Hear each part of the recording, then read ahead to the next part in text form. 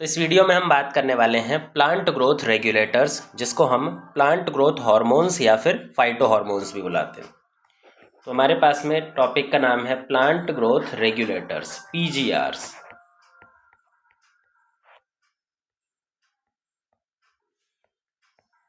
पीजीआरस ये ऐसे chemical molecules होते हैं जो प्लांट की बॉडी में उसकी ग्रोथ को रेगुलेट करवाते हैं, उसकी ग्रोथ को कंट्रोल करवाते हैं। तो कितने तरह के पीजीआर होते हैं, वो किस किस तरह का फंक्शन परफॉर्म कराते हैं, ये सारी चीज़ें हमें यहाँ पे डिस्कस करनी है। पहले कुछ जर्नल बातें पीजीआर के बारे में पता होनी चाहिए कि पीजीआर होता क्या है। भाई, जो प्लांट ग्रोथ रेगुलेटर्स होते हैं वो सिंपल मॉलिक्यूल्स होते हैं। These are simple molecules, chemical molecules होते हैं। सिंपल मॉलिक्यूल्स यानी कि ये कुछ मेटाबॉलिक पाथवे के प्रोडक्ट्स वगैरह होते हैं जो हर एक ऑर्गेनिज्म में मिल जाएंगे। इनफैक्ट ये हमारे अंदर भी मिल जाते हैं, फंजाई के अंदर मिल जाएंगे, प्लांट्स के अंदर में मिल जाएंगे। ऐसा नहीं है कि बहुत कॉम्प्लिकेटेड मॉलिक्यूल हैं जो सिर्फ प्लांट्स में देखने को मिल रहे हैं, लेकिन ये जो फंक्शन करते हैं ये फंक्शन सिर्फ और सिर्फ प्लांट्स में करते हैं। ह्यूमंस में कोई फंक्शन नहीं करेंगे, जो फंक्शन दिखाई पड़ेगा वो प्लांट्स में होगा। तो सिंपल मॉलिक्यूल्स होते हैं, और ऐसे सिंपल मॉलिक्यूल्स होते हैं जिनका केमिकल नेचर बहुत डाइवर्स होता है। अलग अलग केमिकल नेचर के मॉलिक्यूल्स प्लांट ग्रोथ रेगुलेटर की तरह प्लांट में वर्क कर सकते हैं। तो अगर केमिकली बात करें, नेचर की बात करें, तो chemically they are diverse nature.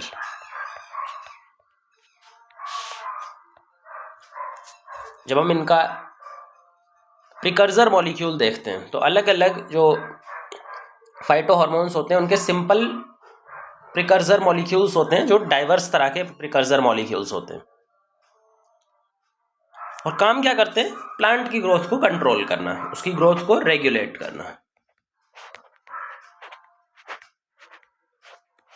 अब ग्रोथ को रेगुलेट दो तरह से किया जा सकता है भाई, या तो ग्रोथ को बढ़ा करके रेगुलेट किया जाए, ग्रोथ को इंक्रीज किया जाए, या फिर ग्रोथ को स्लो डाउन किया जाए, उसको कम किया जाए। दोनों को ही हम रेगुलेशन बुलाएंगे। इंक्रीज करने को भी रेगुलेशन बुलाते हैं और डिक्रीज करने को भी रेगुलेशन बुलाते हैं।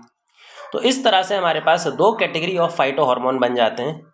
एक ऐसे फाइटो हार्मोन जो ग्रोथ को बढ़ाने वाली एक्टिविटीज़ करवाते हैं, जो ग्रोथ को इंक्रीज करने वाली एक्टिविटीज़ को प्रमोट करते हैं। वहीं पर दूसरी क्लास ऐसी भी होती है जहाँ पे फाइटो हार्मोन्स ग्रोथ को इनहिबिट करने की वाली एक्टिविटीज़ को प्रमोट करते हैं या फिर ग्रोथ को स्लो डाउन करते हैं। तो जो ग्रोथ रेगुलेटर्स हैं, पीजीआरस हैं, ये भी दो तरह के होते हैं। एक होते हैं ग्रोथ प्रमोटिंग पीजीआरस, जो ग्रोथ को प्रमोट कर रहे होते हैं, और दूसरे होते हैं ग्रोथ इनहिबिटिंग। ये ग्रोथ क्या कर रहे होते हैं? इनहिबिटिंग पीजीआरस। ग्रोथ प्रमोटिंग पीजीआरस क्या क्या काम करवाते हैं? ये हमारा सेल डिवीजन करवाएंगे, जैसे ये सेल डिवीजन करवा सकते हैं। सेल डिवीजन के अलावा सेल का साइज ग्रोथ या फिर सेल इंक्रीज, सेल के साइज में ग्रोथ होना, सेल का साइज इंक्रीज करना, ये करवा सकते हैं। डोरमेंसी पीरियड को तोड़ना, जैसे हमारे पास में सीड जो होता है वो इनएक्टिविटी पीरियड शो करता है जर्मिनेट होने से पहले, जिसको बोलते हैं डोरमेंसी। और जब सीड जर्मिनेट करता है तो उस टाइम पर डोरमेंसी खत्म हो जाती है, टूट जाती है। तो जो डोरमेंसी को तोड़े, इनएक्टिविटी पीरियड को तोड़े, डोरमेंसी ब्रेक करे, किसकी? सीड की डोरमेंसी तोड़ सकता है, सीड को जर्मिनेट करके नया प्लांट बना सकता है। या प्लांट्स के पास में स्टेम में कुछ स्ट्रक्चर्स होते हैं जिनको बर्ड बोलते हैं, जो जर्मिनेट होकर के नई स्टेम बनाते हैं, नई ब्रांच बनाते हैं। तो बर्ड की डोरमेंसी को भी तोड़ेगा। तो किसी की डोरमेंसी को तोड़ना, ये भी ग्रोथ प्रमोटिंग एक्टिविटी है।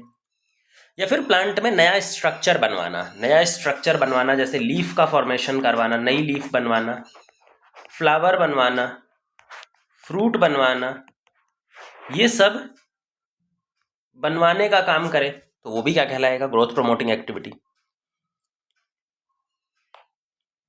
इसके अलावा पैटर्न फॉर्मेशन, किसी प्लांट स्ट्रक्चर के जब इनिशियल डेवलपमेंट होता है, एम्ब्रियो डेवलपमेंट होता है, तो वहाँ पे एम्ब्रियो एक पर्टिकुलर पैटर्न को फॉर्म करके सेल डिवाइड करते हैं। तो उस पैटर्न फॉर्मेशन में भी ग्रोथ प्रमोटिंग एक्टिविटी का काम है।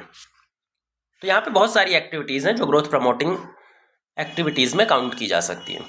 इसी तरह से कुछ ऐसी एक्टिविटीज़ भी होती हैं जो ग्रोथ इनहिबिटिंग एक्टिविटीज़ में काउंट की जाएंगी, जैसे अगर मेटाबॉलिज्म प्लांट का स्लो कर दिया जाए, प्लांट का मेटाबॉलिज्म स्लो कर दिया जाए, प्लांट का स्टोमेटा क्लोज कर दिया जाए, प्लांट का जो स्टोमेटा है जिसके थ्रू वो एयर और वाटर एक्सचेंज करता है उसको स्लो कर दिया जाए, क्लोज कर दिया जाए, डॉर्मेंसी पीरियड को इंक्रीज कर दिया जाए, डॉर्मेंसी को प्रमोट किया जाए, जो डॉर्मेंसी इनएक्टिविटी टाइम है सीड का, बर्ड का, उसको प्रमोट कर दिया जाए, उसके टाइम को बढ़ा दिया जाए। तो ये सारी एक्टिविटीज किस में आएंगी? ये सारी एक्टिविटीज ग्रोथ इनहिबिटिंग एक्टिविटीज में आएंगी। अब यहाँ पे समझने वाली बात यह है कि ग्रोथ प्रमोटिंग एक्टिविटीज तो समझ में आता है कि वो प्लांट की ग्रोथ को बढ़ा रहे हैं। कोई भी पीजीआर इनहिबिटिंग एक्टिविटी क्यों करना चाहेगा? प्लांट अपनी ग्रोथ स्लो डाउन क्यों करना चाहेगा? तो प्लांट अपनी ग्रोथ स्लो डाउन तब करता है जब भी उसके पास में जो आसपास की कंडीशन होती है वो उसके हिसाब से नहीं होती, वो अनफेवरेबल होती है। जब भी जो प्लांट है, अगर मान लो उसके आसपास की सिचुएशन, उसके आसपास की सराउंडिंग में जो कंडीशन है, टेम्परेचर की कंडीशन, वाटर की स्टेटस, वाटर की कंडीशन, वो सब फेवरेबल नहीं है, तो उस टाइम पर प्लांट अपनी ग्रोथ अपनी एक्टिविटीज़ को स्लो डाउन करना चाहता है ताकि डैमेज कम से कम किया जा सके। अगर वो उस टाइम पर अपनी एक्टिविटी को फास्ट करेगा तो उसकी बॉडी में डैमेज होने के चांसेस बहुत ज़्यादा होते हैं। जैसे कि समझो हमारे पास पानी की कमी है, सूखा पड़ा हुआ है, उस टाइम पर कोई बीज अगर आपने ज़मीन में डाला तो क्या ये बीज जर्मिनेट होकर के नया प्लांट बनाता है? नहीं। जब तक कि एप्रोप्रिएट कंडीशन उसके पास नहीं मिलती तब तक वो सीड जर्मिनेट नहीं कर सकता। तो जब एप्रोप्रिएट कंडीशन मिलती है तभी ये सीड जर्मिनेट करता है। तो उस एप्रोप्रिएट कंडीशन ना मिलने तक इसको किस में रहना चाहिए? डॉर्मेंसी पीरियड में। तो यही डॉर्मेंसी पीरियड कौन प्रमोट करवाता है? Growth inhibiting hormones. दूसरा, मान लीजिए यहाँ पर वाटर की कमी है, वाटर स्ट्रेस सिचुएशन है, वाटर की कमी है, वाटर स्ट्रेस सिचुएशन है, और उस दौरान प्लांट क्या करता है? अपने पत्तों के अंदर में स्टोमेटा को क्लोज कर देता है। जो उसके पत्ते होते हैं, जो वो स्टोमेटल पोर होता है उनके अंदर में, जिनके थ्रू वाटर का एक्सचेंज हो रहा है, वाटर का लॉस हो रहा है, तो अगर वाटर की कमी है एक पर्टिकुलर टाइम पर तो इन सारे स्टोमेटा को क्या कर देना चाहिए? क्लोज। जब वो सारे स्टोमेटा को क्लोज कर देंगे तो पानी का लॉस भी रिड्यूस हो जाएगा। तो ये पानी के स्ट्रेस में भी काम करता है। तो आप यहाँ पर देख सकते हैं कि जितने भी अनफेवरेबल सिचुएशन होती है, जितनी भी स्ट्रेसफुल सिचुएशन होती हैं, तो वहाँ पे ज़्यादा इंपॉर्टेंट एक्टिविटी किसकी होती है? ग्रोथ इनहिबिटरी हार्मोन्स की, ताकि वो ग्रोथ को थोड़ा स्लो डाउन कर सके टेम्पररी तौर पे, और फिर जब फेवरेबल कंडीशन वापस आएगी तो वो वापस से ग्रोथ को रिस्टोर कर लेंगे। तो ये दो तरह के फाइटो हार्मोन्स हो गए। अब एक्चुअल में फाइटो हार्मोन्स कितने टाइप्स के होते हैं, कितनी कैटेगरीज के होते हैं? तो आज के टाइम पर तो प्लांट्स में बहुत सारे फाइटो हार्मोन्स ढूंढ लिए गए हैं, कई सारी कैटेगरीज हैं। लेकिन अगर जो मेजर फाइटो हार्मोन्स या क्लासिकल फाइटो हार्मोन्स की बात करें तो हमारे पास में 5 क्लासिकल फाइटो हार्मोन्स हैं, जिसमें आता है ऑक्सिन, जिबरेलिन्स, साइटोकाइनिन, इथाइलिन और एब्सिसिक एसिड। इन पांचों में से कुछ ग्रोथ प्रमोटिंग एक्टिविटी शो करते हैं और कुछ ग्रोथ इनहिबिटिंग एक्टिविटी शो करते हैं। जैसे यहाँ से लेकर के यहाँ तक, इथाइलिन तक, ऑक्सिन से लेकर के इथाइलिन, ये सब क्या है? Growth promoter PGR. ये ग्रोथ को प्रमोट करते हैं, ग्रोथ को इंक्रीज करते हैं। जबकि अगर इथाइलिन और एब्सिसिक एसिड की बात करें तो ये किसकी तरह काम करते हैं? ग्रोथ इनहिबिटरी पीजीआर, ग्रोथ को स्लो डाउन करते हैं। तो 4 यहाँ पे ग्रोथ प्रमोटरी हैं इन क्लासिकल में से, और 2 ग्रोथ इनहिबिटरी हैं। अब यहाँ पर ध्यान से देखेंगे तो एक यूनिक चीज़ दिखाई दे रही होगी कि इथाइलिन जो है वो ग्रोथ प्रमोटरी में भी आता है और ग्रोथ इनहिबिटरी में भी आता है, क्योंकि इसकी एक्टिविटीज़, बहुत सारी एक्टिविटीज़ ये ग्रोथ प्रमोट कराने वाली करवाता है और बहुत सारी एक्टिविटीज़ ये ग्रोथ को इनहिबिट करने वाली करवाता है। क्योंकि ये दोनों तरह की एक्टिविटीज़ करवाता है, इसलिए इसको दोनों कैटेगरीज में डाला जा सकता है। अगर इसका मेजर नेचर देखा जाए कि अगर ज़्यादातर ये किसकी तरह काम करता है तो इनहिबिटरी हार्मोन की तरह, तो ग्रोथ इनहिबिटरी की तरह ज़्यादा काम करता है, प्रमोटरी की तरह कुछ काम करता है, पर इसको दोनों कैटेगरीज में रखा जा सकता है। अब एक एक करके हम इन सबको डिस्कस करने वाले हैं। हम क्या क्या डिस्कस करेंगे? हम डिस्कस करेंगे इस ऑर्डर में इनकी डिस्कवरी डिस्कस करेंगे कि इनको किस तरह से डिस्कवर किया गया है, फिर हम इनका केमिकल नेचर डिस्कस करेंगे, ये कौन से केमिकल मॉलिक्यूल से डराइव किए जाते हैं, इनका केमिकल नेचर क्या है। फिर हम इनका नेचुरल रोल डिस्कस करेंगे प्लांट बॉडी में। प्लांट बॉडी में ये किस तरह का काम करते हैं, किस तरह की एक्शन को परफॉर्म करते हैं, और ये जो पर्टिकुलर फंक्शन है उनको यूज़ करके हम अपने बेनिफिट के लिए अपने एग्रीकल्चरल लैंड में या प्लांट के प्रोडक्शन को किस तरह से बढ़ा सकते हैं। तो फॉर ह्यूमंस, इन 4 कैटेगरी में हम पूरे सारे के सारे 5 के लिए एक एक करके डिस्कस करेंगे। इसमें जो सबसे इंपॉर्टेंट है वो है डिस्कवरी। इन 5 की डिस्कवरी एक्सीडेंटल डिस्कवरी है, मतलब ये एक्सीडेंटली डिस्कवर हुए हैं। स्टार्ट करेंगे ऑक्सिन से।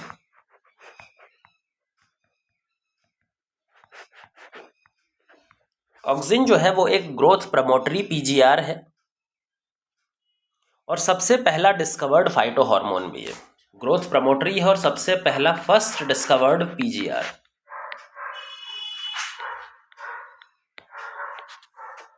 क्योंकि ये ग्रोथ प्रमोटरी एक्टिविटी शो करता है तो इसका ग्रीक वर्ड में हमने मतलब भी निकाल रखा है। इसका जो लेट वर्ड है वो ऑक्सीन से लिया गया है। ऑक्सीन का मतलब होता है टू ग्रो। अब इसकी डिस्कवरी कैसे की गई थी? सबसे पहला फाइटो हार्मोन है जो डिस्कवर किया गया था, मतलब डिस्कवरी इंपॉर्टेंट है। अब इसकी डिस्कवरी हुई कैसे है ये समझेंगे। इसकी डिस्कवरी से एसोसिएटेड है एक बहुत फेमस साइंटिस्ट चार्ल्स डार्विन। इसकी डिस्कवरी से एसोसिएटेड है एक बहुत ही फेमस साइंटिस्ट जिनका नाम है चार्ल्स डार्विन, और साथ में उनके बेटे फ्रांसिस डार्विन। इन दोनों ने एक टाइम पर एक पर्टिकुलर फिनोमिनन ऑब्जर्व किया जिस फिनोमिनन को हम बोलते हैं phototropic movement of plant.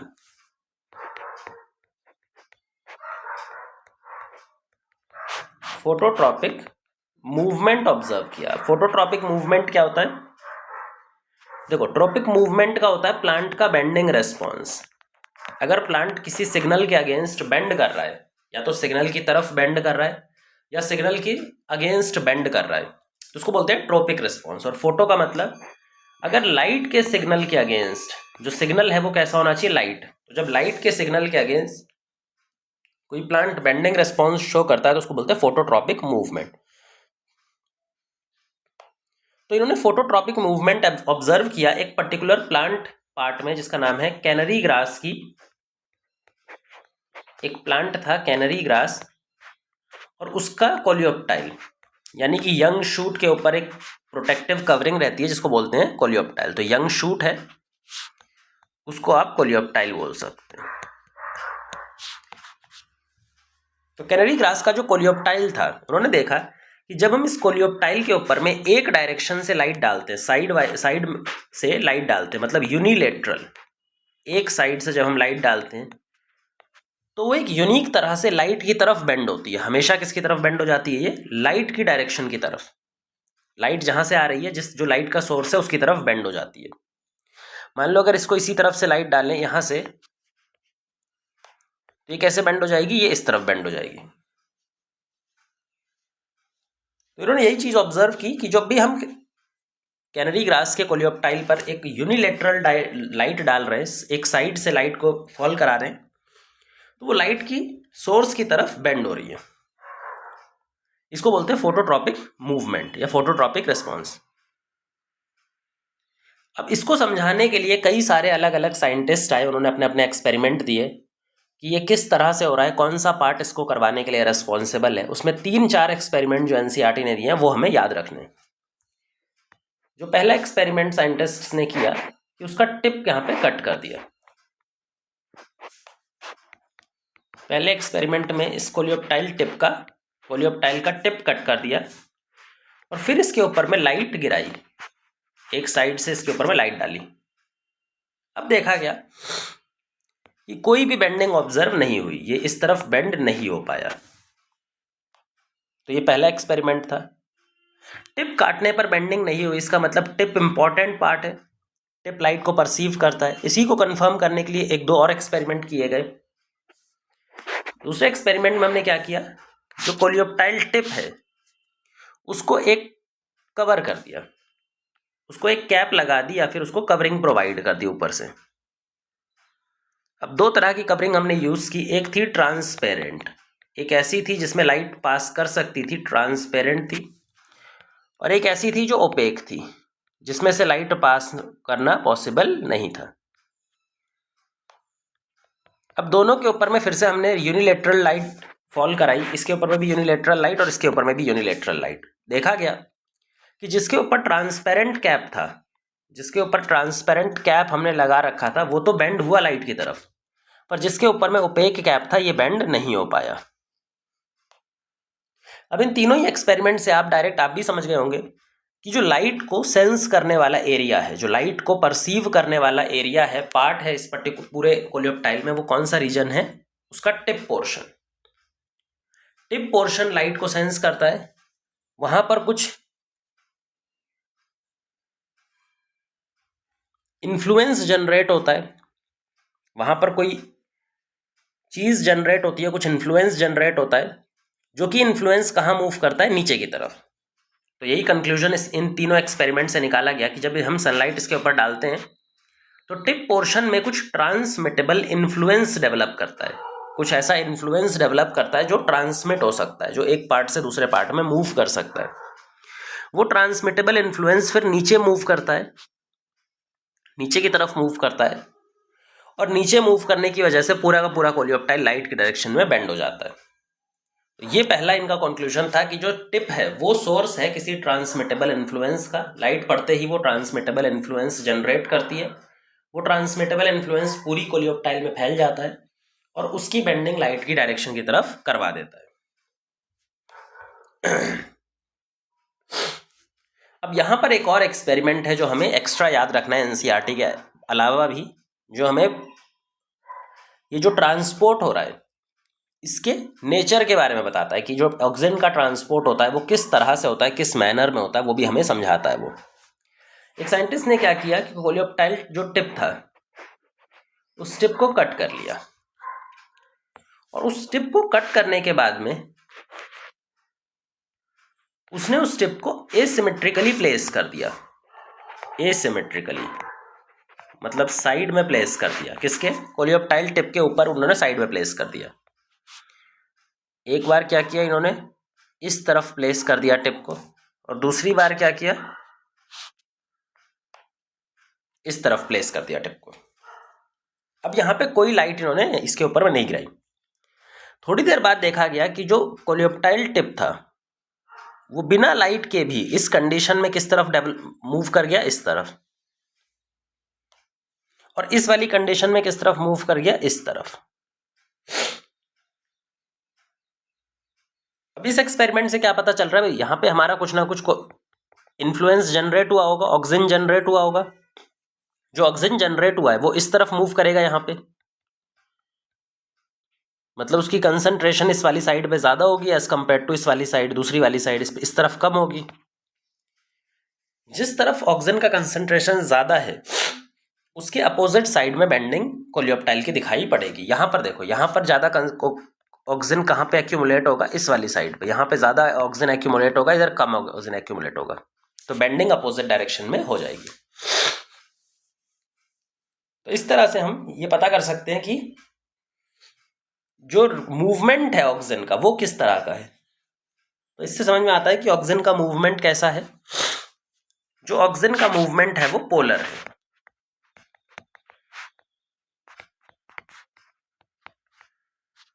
Polar यानी कि डायरेक्शनल। ऑक्सीजन हमेशा एक पर्टिकुलर डायरेक्शन में ही मूव करता है, दूसरी डायरेक्शंस में डिफ्यूज आउट नहीं होता। ये ऑक्सीजन की यूनिक प्रॉपर्टी है कि फाइटोहार्मोन्स में जो ऑक्सीजन का मूवमेंट होता है वो बिल्कुल यूनिक होता है, पोलर मूवमेंट होता है, वो इधर उधर डिफ्यूज नहीं करता। तो ये हमने इसके एक्सपेरिमेंट्स पढ़ लिए जिससे उसके कैरेक्टरिस्टिक फीचर्स पता लगे, और भी चीजें पता लगेंगी वो हम आगे डिस्कस करते हैं। अब बात करते हैं इसको सबसे पहले आइसोलेट कहां से किया गया है, इसके आइसोलेशन की।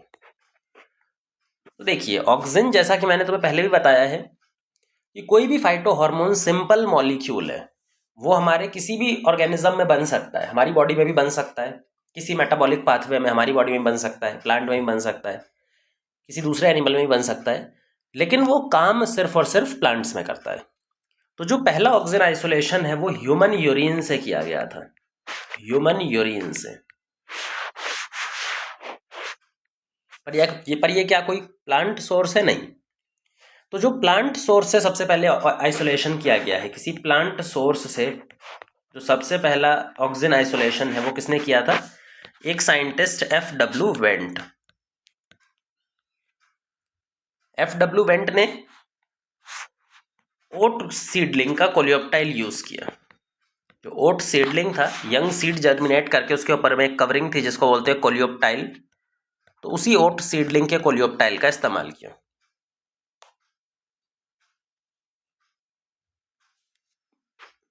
और इनकी मदद से पहला ऑक्सीजन आइसोलेशन किया। तो पहला ऑक्सीजन आइसोलेशन यहीं से परफॉर्म किया गया। किसने किया? F.W. वेंट ने, फ्रॉम प्लांट सोर्स। पर अगर ओवरऑल देखा जाए तो पहला ऑक्सीजन ह्यूमन यूरिन से निकाला गया था।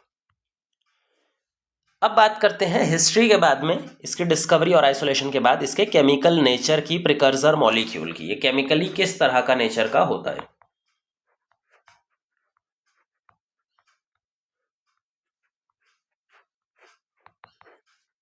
Chemical nature. तो जितना भी नेचुरल ऑक्सीजन होता है, जो नेचुरली प्लांट में देखने को मिलता है, तो नेचुरल ऑक्सीजन हमेशा किसका डेरिवेटिव होता है? इंडोल कंपाउंड्स, यानी इंडोल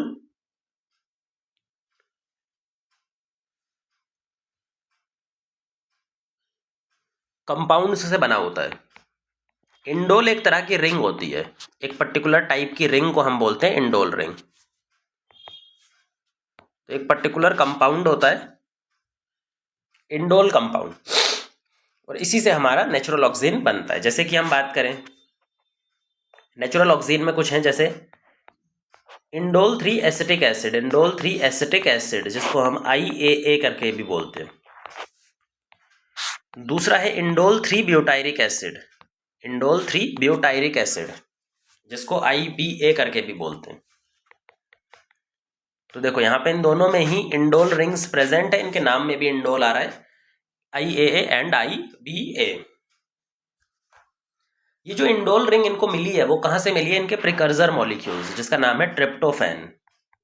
इनको बनाने वाला जो प्रिकर्सर मॉलिक्यूल होता है वो होता है ट्रिप्टोफैन, जिसके खुद के अंदर इंडोल रिंग होती है, तो उसी के मॉडिफिकेशन से ये बनते हैं।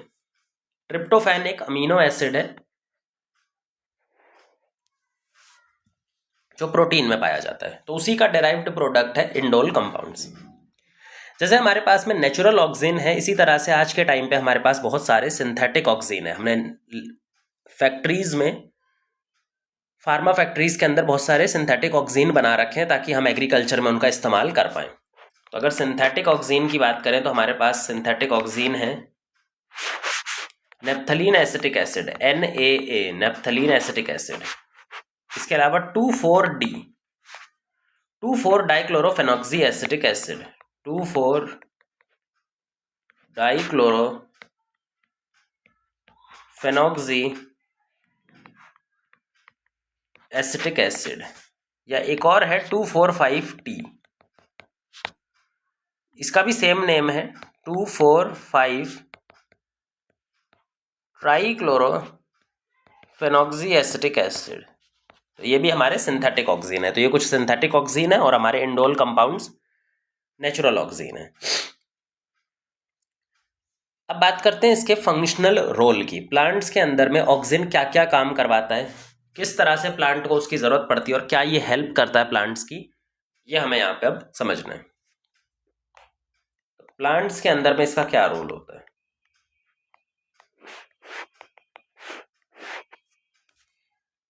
सबसे पहला तो जो हमने इसकी डिस्कवरी के टाइम पे ही बताया था, फोटोट्रॉपिक रिस्पॉन्स। लाइट के अगेंस्ट जो बेंडिंग रिस्पॉन्स प्लांट प्रोड्यूस करता है, फोटोट्रॉपिक रिस्पॉन्स, जो लाइट के अगेंस्ट बेंडिंग रिस्पॉन्स देता है उसको भी मेंटेन करने का काम करता है। कैसे मेंटेन करता है? देखो यहाँ पे एक शूट है और यहाँ पे हमारे पास उसका टिप है। जब हम इसमें एक यूनिलेटरल लाइट डालते हैं तो ऑक्सीजन का नेचर होता है कि ऑक्सीजन लाइट से दूर मूव करता है। जिस तरफ भी लाइट पड़ेगी उससे दूर मूव करेगा, मतलब उसकी कॉन्सेंट्रेशन इस वाली साइड पे ज़्यादा हो जाएगी, वो इस तरफ मूव करेगा इस वाली साइड पे ऑक्सीजन की कंसंट्रेशन ज़्यादा हो जाएगी। अब इस वाली साइड पे जब ऑक्सीजन की कंसंट्रेशन ज़्यादा होती है तो वो करता क्या है कि ऑक्सीजन की कंसंट्रेशन जिन भी सेल में ज़्यादा होती है वो उसका रिवर्सिबल इलोंगेशन करवा देता है। क्या करवा देता है? उसका रिवर्सिबल इलोंगेशन। ग्रोथ नहीं करवाता, सिर्फ इलोंगेशन, मतलब उसके अंदर में वाटर आ जाता है और वाटर की वजह से वो अपना साइज टेम्पररली इंक्रीज कर लेता है और ये नॉर्मल साइज है। अब यहां पर देखो ऑक्सीजन किस तरफ ज्यादा है? इस तरफ। तो यहां वाले जो सेल होंगे, वापस से हम यहाँ पे सेल के बेसिस पे बना लें, इधर भी कुछ सेल लगे होंगे, इधर भी कुछ सेल लगे होंगे। जब हमने यहां से लाइट डाल रहे हैं तो इधर ऑक्सीजन ज्यादा हो गया, इधर ऑक्सीजन ज्यादा होने की वजह से इधर वाले सेल बड़े हो जाएंगे, उनका साइज इंक्रीज हो जाएगा कुछ इस तरह से।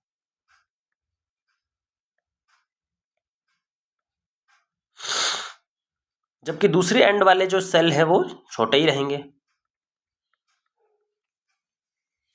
इधर से हम लाइट डाल रहे थे तो जिसकी वजह से ये वाले सेल, इस साइड वाले सेल, इधर का तो साइज इंक्रीज हो गया बट इधर का साइज नॉर्मल है। तो इससे क्या होता है कि बेंडिंग दिखाई पड़ती है इस तरफ।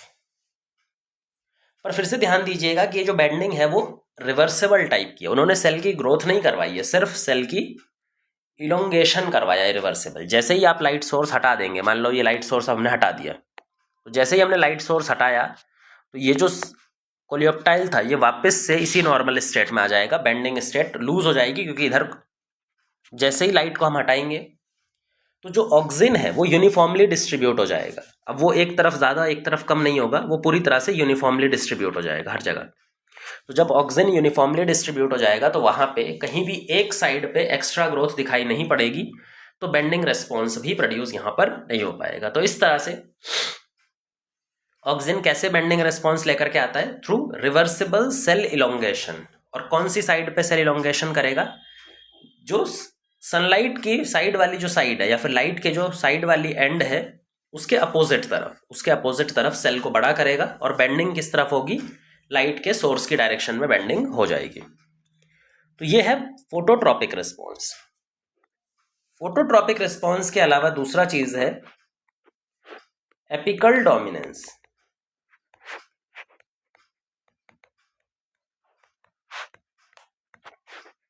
Apical dominance.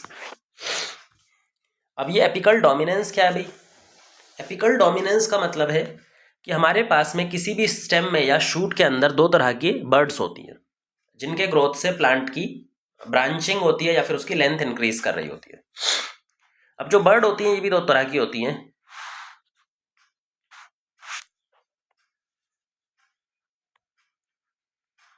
मान लो ये पत्ते लगे हुए हैं, तो ये हमारे नोड्स हो गई। यहाँ पे है बर्ड्स। बर्ड्स कहाँ कहाँ पे होती हैं? एक बर्ड होती है हमारी एपिकल बर्ड, सबसे ऊपर। इसके अलावा ये जो एक्सिल होती हैं, लीफ की एक्सिल साइड साइड में, यहाँ पर एक्सिलरी बर्ड होती हैं, लेटरल बर्ड्स होती हैं। तो दो तरह की बर्ड्स होती हैं हमारे पास में, एक एपिकल बर्ड होती है और एक होती है लेटरल बर्ड्स या फिर एक्सिलरी बर्ड्स। ये दोनों ग्रो करके नई स्टेम बनाती है। मान लो अगर एपिकल बर्ड जर्मिनेट करती रहे तो प्लांट की लेंथ बढ़ती जाएगी, सीधा सीधा प्लांट की लेंथ बढ़ेगी। लेकिन अगर एक्सिलरी बर्ड का जर्मिनेशन हो, एक्सिलरी बर्ड जर्मिनेट करती हैं, तो एक्सिलरी बर्ड जर्मिनेट करके नई ब्रांच बनाती हैं, इधर नई ब्रांच बना देगी, इधर नई ब्रांच बना देगी। तो प्लांट क्या होता है? विड्थ में ग्रो करता है, मतलब साइड में ब्रांचिंग शो करता है। इस तरह से प्लांट फिर वॉल्यूम बढ़ेगा, प्लांट का ऐसे वॉल्यूम बढ़ता जाएगा, झाड़ियाँ इस तरह से नई नई ब्रांचेस निकलती रहेंगी। वहीं पे अगर हम एपिकल बर्ड की बात करें, टिप वाले एपिकल बर्ड की बात करें, तो वो लेंथ बढ़ाने में काम आता है। अब ऑक्सीजन का इनके अंदर बहुत इंपॉर्टेंट रोल होता है कि ऑक्सीजन जो होता है वो टिप में ज़्यादा प्रोड्यूस होता है, शूट की टिप में प्रोड्यूस होता है। वो जब वो शूट की टिप में प्रोड्यूस होकर के नीचे जाता है तो वो सारी की सारी जो लेटरल बर्ड्स हैं उनकी ग्रोथ को स्टॉप करता है, उनके जर्मिनेशन को रोक देता है। ये भी नहीं जर्मिनेट कर पाएगी, ये भी नहीं जर्मिनेट कर पाएगी, ये भी नहीं जर्मिनेट कर पाएगी। कौन सी जर्मिनेट करेगी? सिर्फ और सिर्फ एपिकल बर्ड। तो लगातार एपिकल बर्ड जर्मिनेट करती है और प्लांट की लेंथ को बढ़ाती रहती है, जबकि लेटरल बर्ड्स को मौका जर्मिनेट करने का नहीं मिलता। इसी को बोलते हैं एपिकल डोमिनेंस। और ये एपिकल डोमिनेंस किसकी वजह से होता है? शूट टिप में प्रोड्यूस होने वाले ऑक्सिन से। जो भी ऑक्सिन टिप में प्रोड्यूस हो रहा है वो इसको करवाने के लिए रिस्पॉन्सिबल है। तो प्लांट की लंबाई बढ़ेगी, विड्थ नहीं बढ़ेगी। पर मान लो अगर हमें प्लांट की विड्थ बढ़ानी हो, भाई मान लो कि हमें प्लांट में लेंथ नहीं चाहिए, हमें प्लांट में लेंथ नहीं चाहिए, बल्कि हमें प्लांट में ब्रांचिंग चाहिए, उसको झाड़ीदार बनाना है, बुशी बनाना है, प्लांट को हमें ज़्यादा से ज़्यादा ब्रांचिंग करवाते जाना है। जैसा कि गार्डन वगैरह में आपने देखा होगा, लेंथ बहुत इंपॉर्टेंट नहीं होती, हमें ज़्यादा उसको बुशी बनाना होता है, ज़्यादा वॉल्यूम में ग्रो करना चाहिए वो साइड में इस तरह से। तो इसके लिए हम क्या कर सकते हैं? इसका सबसे एक अच्छा तरीका है कि एपिकल बर्ड को या टिप पोर्शन को काट दो। जैसे ही आप टिप पोर्शन को रिमूव करेंगे, जैसे मान लो अगर हम इस टिप पोर्शन को ही रिमूव कर दें, हमने इस टिप पोर्शन को कट कर दिया, इसके टिप पोर्शन को हमने काट दिया। अब जब टिप पोर्शन ही हमने काट दिया, डीकैपिटेट कर दिया हमने टिप पोर्शन को, तो क्या यहाँ पे ऑक्सीजन प्रोड्यूस हो रहा है? नहीं, यहाँ पे शूट टिप ही नहीं है। तो जैसे ही ऑक्सीजन खत्म हुआ, टिप को हमने कट कर दिया, डीकैपिटेट कर दिया, तो उसके बाद क्या होता है कि जितनी भी साइड में जो ब्रांचेस थी, जो साइड में बर्ड्स थी, वो जर्मिनेट करना स्टार्ट कर देती है। जितनी भी साइड में ब्रांचेस हैं ये जर्मिनेट करने लग जाएंगी और प्लांट बुशी हो जाएगा, झाड़ीदार हो जाएगा, हेज बन जाएगा, मतलब जो हमारे पास में पूरा झाड़ी बन जाती है वो बनती है। तो प्लांट कैसे ग्रो करने लगेगा? ऐसे। ये हमें कब जरूरत पड़ती है? जब हमें हेज बनाना हो, जब हमें हेज बनाना हो। हेज यानी प्लांट को बुशी बनाना हो, झाड़ीदार बनाना हो, जो हम गार्डन वगैरह में करते हैं। आपने देखा होगा गार्डन में प्लांट के ऊपर वाले सिरे को काटते रहते हैं ताकि वो इस तरह से डेवलप करता रहे, साइड में डेवलप करता रहे, उसकी जो एपिकल बर्ड है वो पूरी तरह से डोमिनेट ना हो जाए। या फिर कुछ ऐसे प्लांट जिनके अंदर में लेंथ इंपॉर्टेंट ना हो, नई लीव्स इंपॉर्टेंट हो। प्लांट में जितनी ज़्यादा ब्रांचिंग होगी उतने ज़्यादा पत्ते लगेंगे। और अगर कोई ऐसा प्लांट है जिसके पत्ते इंपॉर्टेंट है हमारे लिए, तो वहाँ पे हम एपिकल डोमिनेंस को हटाने के लिए प्लांट के जो टिप वाला पोर्शन है उसको डिकैपिटेट कर देते हैं। जैसे टी प्लांटेशन, चाय पत्ती की जो प्लांटेशन होती है, वहाँ पे चाय की पत्ती से निकलता है जो भी निकलता है मटेरियल। तो हमें यहाँ पे लेंथ नहीं चाहिए, विड्थ चाहिए। प्लांट को हेजी बनाना है, प्लांट को बुशी बनाना है, ज़्यादा पत्तियाँ चाहिए, ज़्यादा ब्रांचिंग चाहिए। तो उसके लिए भी हम एपिकल डोमिनेंस को रिमूव करते हैं, उसको काटते रहते हैं। तो ये दो काम होते हैं इसके। अब आता है ऑक्सीजन का रोल एब्सिशन में। अब ऑक्सीजन का एब्सिशन में बहुत ही इंपॉर्टेंट रोल है। एब्सिशन यानी किसी प्लांट पार्ट का टूटकर गिरना। सबसे इंपॉर्टेंट एब्सिशन होता है पत्तियों का। आपने देखा ही होगा, पत्तियां हर साल या कुछ पर्टिकुलर टाइम बाद पेड़ों से टूट कर गिर जाती है और नई पत्तियां आती है, ठीक है। इसकी तरह से फ्रूट भी होता है, बाकी चीजें भी होती है, बट सबसे इंपॉर्टेंट है पत्तियों का। अब जो एब्सिशन है उसको ऑक्सीजन बहुत ही यूनिक तरीके से कंट्रोल करता है। ऑक्सीजन एक टाइम पर तो एब्सिशन को रोकता है, वहीं पर दूसरे कंडीशन में, दूसरे टाइम पर एब्सिशन को बढ़ाता है, एब्सिशन को प्रमोट करता है। अगर कोई पार्ट है, प्लांट का पार्ट है, प्लांट का पत्ता है, फ्रूट है, फ्लावर है, अगर वो यंग स्टेज में है, तो ऑक्सीजन क्या करता है? एब्सिशन को रोकता है, उसके टूटने के गिरने को रोकेगा, उसको जल्दी से नहीं गिरने देगा, उसको रोकेगा। वहीं पर अगर कोई मैच्योर पार्ट है, कोई ओल्ड पार्ट है, ऐसा पार्ट है जो बूढ़ा हो चुका है, अब उसको गिरना चाहिए, तो वहां पे ऑक्सीजन क्या करता है? ऑक्सीजन एब्सिशन को बढ़ा देता है। तो वहां पे ऑक्सीजन एब्सिशन को बढ़ा भी देगा। ऑक्सीजन दोनों काम करता है अलग अलग फेज में। अगर यंग प्लांट पार्ट है तो उसको एब्सिशन को कम करेगा, उसके चांसेस को टूट के गिरने के कम करेगा। बट अगर कोई मैच्योर प्लांट पार्ट है तो वहां ऑक्सीजन क्या करता है? एब्सिशन को प्रमोट कर देता है, टूट कर गिरने को प्रमोट कर देता है। एक्चुअली जो डिफरेंस आ रहा है ना, कि ऑक्सीजन के कंसंट्रेशन में आता है। जब ऑक्सीजन एक पर्टिकुलर कंसंट्रेशन से लो लेवल पर प्रेजेंट होता है तो उस टाइम पर वो एब्सिशन को रोकता है। और यंग प्लांट पार्ट्स में हमेशा ऑक्सीजन एक पर्टिकुलर कंसंट्रेशन से नीचे रहता है। वहीं पे अगर दूसरी कंडीशन देखो, अगर वो एक पर्टिकुलर थ्रेशोल्ड वैल्यू से, एक पर्टिकुलर लेवल से ज़्यादा हो जाता है ऑक्सीजन, तो उस टाइम पर वो एब्सेशन को प्रमोट करने लग जाता है। जैसा कि मैच्योर प्लांट्स वगैरह में, जो ओल्ड प्लांट्स होते हैं, वहाँ पर ऑक्सीजन की कंसंट्रेशन नॉर्मल से कंपैरेटिवली ज़्यादा हो जाती है, तो उससे वो एब्सेशन को प्रमोट करने लग जाता है। तो वो दोनों काम कर सकते हैं।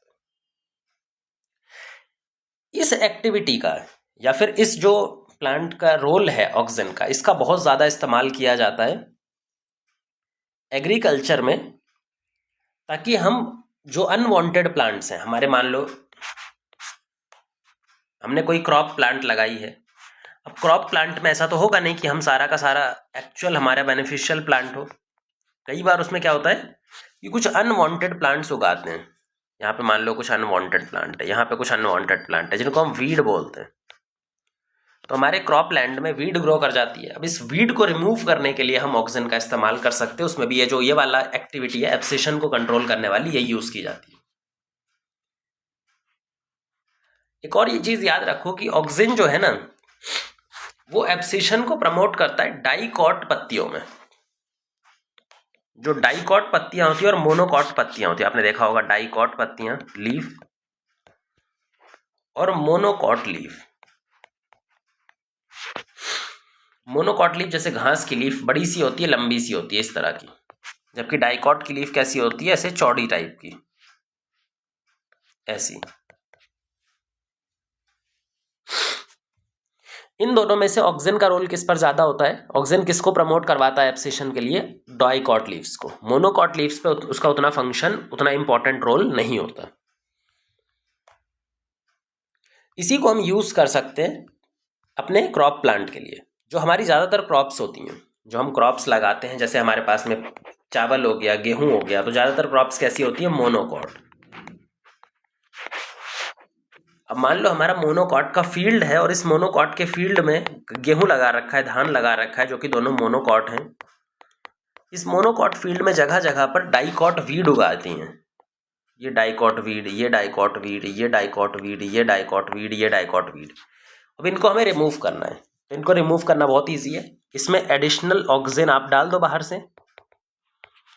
जो सिंथेटिक ऑक्सीजन 2,4-D है, उसको जनरली हम यूज करते हैं, उसको डाल देते हैं। जब आपने इसको डाल दिया तो जो जितनी भी डाइकॉट वीड्स हैं, ये जो जितनी भी डाइकॉट वीड्स हैं,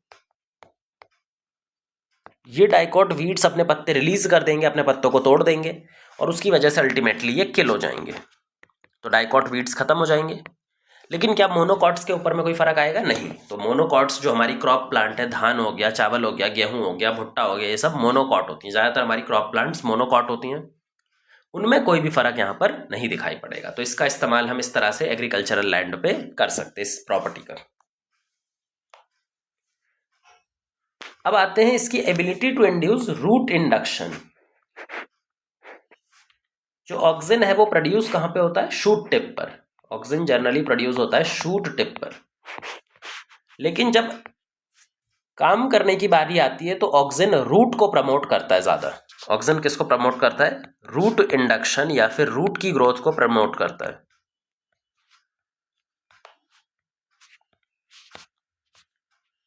हम बहुत जगह पर देखेंगे कि ऑक्सीजन का काम होता है रूट को प्रमोट करना। जैसे कि इसका एक एप्लीकेशन हम और यूज कर सकते हैं, किसी भी स्टेम को काटकर उसमें रूट इंड्यूस करना हो आर्टिफिशियली, तो हम इसका इस्तेमाल, ऑक्सीजन का इस्तेमाल कर पाएंगे, क्योंकि वो रूट इंडक्शन में हेल्प करता है। मान लो हमारे पास एक प्लांट है जिसको हमें डायरेक्टली ग्रो करना है, एज इट इज, हमें इसको डायरेक्टली ग्रो करना है। तो हम ये क्या कर सकते हैं, इसके स्टेम का एक टुकड़ा काट लो। इसके स्टेम का एक टुकड़ा हमने यहाँ पे काट लिया, हमने यहाँ पे इसके स्टेम का एक टुकड़ा काट लिया। अब इस स्टेम के टुकड़े को, ये जो पीस है स्टेम का, इससे हमें नया प्लांट बनाना है। पर नया प्लांट तभी बनेगा जब इसके अंदर में रूट आएगी और शूट आएगी। अब शूट का तो ये पोर्शन ही है, तो शूट तो डेवलप हो जाएगी, पहले हमें इसमें रूट डेवलप करनी पड़ेगी। तो रूट कैसे डेवलप करते हैं? इसमें ऑक्सीजन का एप्लीकेशन करके हम रूट इंड्यूस कर सकते हैं। तो किसी भी स्टेम कटिंग में, ये जो स्टेम कटिंग है, अगर इसके अंदर में रूट इंड्यूस करना हो तो ऑक्सीजन का काम आता है। फिर इस रूट स्टेम कटिंग को हम गमले में लगा देंगे या सॉइल में लगा देंगे, जिससे नया प्लांट डेवलप कर जाएगा। तो इस मेथड से हम एक सिंगल प्लांट से बहुत सारे नए प्लांट जनरेट कर सकते हैं। इसको बोलते हैं प्लांट प्रोपेगेशन। तो ये हमारे पास में प्लांट प्रोपेगेशन करने में मदद करेगा थ्रू स्टेम कटिंग से। तो स्टेम को काट काट करके उसका हिस्सा जोड़ करके हम यहाँ पे डेवलप कर रहे हैं। अब आती है फ्लावरिंग का। क्या ये फ्लावरिंग को भी इंड्यूस करता है? हाँ, तो ये फ्लावरिंग को भी इंड्यूस करता है। कुछ स्पेसिफिक प्लांट्स के अंदर में फ्लावर इंडक्शन करेगा, जैसे कि कहाँ पे? पाइनएप्पल के अंदर में। पाइनएप्पल के अंदर में फ्लावर को प्रमोट करता है, फ्लावर डेवलपमेंट को और बढ़ाता है, फ्लावर को और ज़्यादा इंक्रीज होने में, प्रमोट करवाने में मदद कर रहा होता है।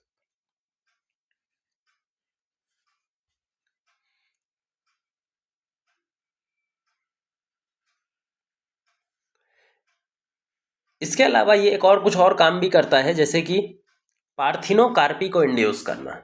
एक इसका बहुत इंपॉर्टेंट रोल जो हम भी अपने लिए भी यूज कर सकते हैं और नेचुरली भी ये काम करता है कि ऑक्सीजन क्या करता है? प्लांट्स के अंदर पार्थिनोकार्पी इंड्यूस करता है। अब ये पार्थिनोकार्पी क्या है? पार्थिनोकार्पी यानी कि अगर plant without sexual reproduction, without seed बनाए, ना तो सेक्सुअल रिप्रोडक्शन करे ना तो सीड बनाए, क्योंकि सेक्सुअल रिप्रोडक्शन के बाद ही सीड बनता है, इन दोनों के बिना फ्रूट बना दे। जनरली फ्रूट तभी डेवलप करता है जब सीड डेवलप करता है, और सीड तभी डेवलप करता है जब सेक्सुअल रिप्रोडक्शन परफॉर्म होता है। पर मान लो बिना सेक्सुअल रिप्रोडक्शन के बिना सेक्सुअल रिप्रोडक्शन हुए, बिना सीड बने डायरेक्टली फ्रूट जर्मिनेट हो जाए, तो उसको बोलते हैं पार्थिनोकार्पी, और ऐसे फ्रूट कहलाते हैं पार्थिनोकार्पिक फ्रूट। तो ऑक्सीजन प्लांट्स के अंदर पार्थिनोकार्पी इंड्यूस करने के लिए रिस्पॉन्सिबल होता है।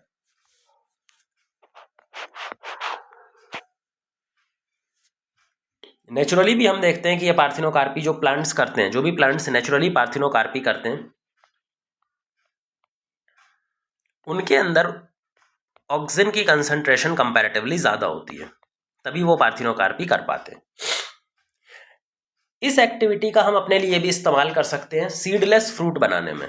बहुत सारे ऐसे फ्रूट होते हैं जिनके अंदर में जो सीड होता है वो अनवांटेड होता है, इनएडिबल होता है, उसको खाया नहीं जा सकता। तो सीडलेस फ्रूट बनाने में हम क्या ऑक्सीजन की मदद ले सकते हैं? बिल्कुल। जैसे वाटरमेलन आज के टाइम पे कोशिश की जा रही है कि जो तरबूज है, अगर हम उसमें से इतने सारे बीज होते हैं उसमें से कुछ बीज रिमूव कर दें या बीज को कंप्लीटली रिमूव कर दें, सीडलेस वाटरमेलन बना दें, तो बहुत ईजी रहेगा, तो मार्केट उसका वैल्यू और ज़्यादा इंक्रीज हो जाएगा। तो ये हो गया हमारे पास में सीडलेस फ्रूट या पार्थिनोकार्पी बनाने में इसका रोल रहता है।